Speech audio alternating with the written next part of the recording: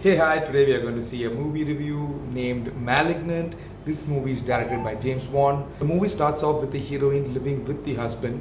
She is having a troubled relationship with him, and at one point, they have a fight and ends up losing their kid. The woman is pregnant at that time.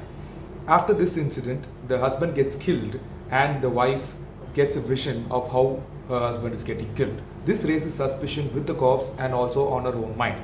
So, she, along with the audience, try to explore what's happening in her life and what's happening in her head. After her husband's death, she's seeing more visions of more death, where she's just a spectator in the death, where she couldn't do anything about it.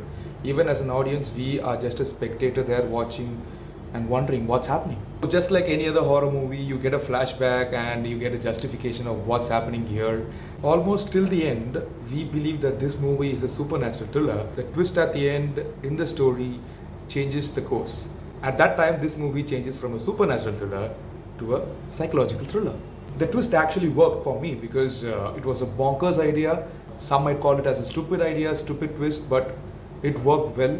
For that, James Wan, this is a cakewalk because even though it's not a supernatural thriller, he has maintained the same supernatural flow. If you enjoy creative expression and a new kind of horror movie feel to you, then this movie is definitely a watch for you.